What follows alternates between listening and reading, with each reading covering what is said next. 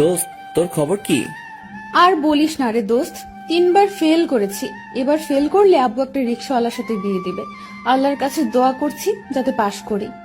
হরে দোস্ত, আমাকেও চালের গোডাউনের ম্যানেজার বানাবে। আল্লাহ যেন রহমত করে রে। এখন ফোন রাখ, রেজাল্ট আসলে ফোন দিবি। আচ্ছা, ফোন রাখলাম। হে আল্লাহ, পরপর 3বার ফেল করেছি।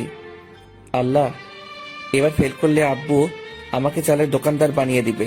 আল্লাহ, আমি চাই না চালের দোকানদার হতে। আল্লাহ, একটু রহমত করো প্লিজ।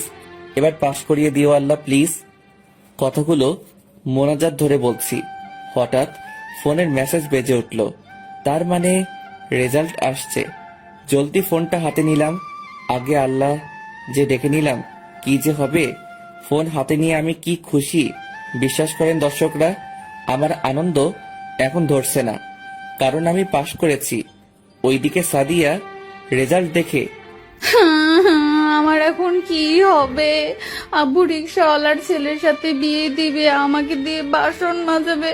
না, আমি রিক্সাওয়ালাকে বিয়ে করব না। আমি জানি এখন আমাকে কি করতে হবে। এখনই বাড়ি থেকে পালাবো। এদিকে আমি সাদিয়াকে ফোন দিলাম। দোস্ত, তোর খবর কি? তুইও পাশ করেছিস তাই না?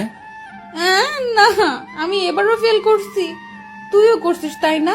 ওমর, আমি জানি আব্বু আমাকে রিক্সাওয়ালার সাথে বিয়ে দিবে। আমি জানি এখন আমাকে কি করতে হবে। কি করতে হবে? আমরা বাড়ি থেকে পালাবো।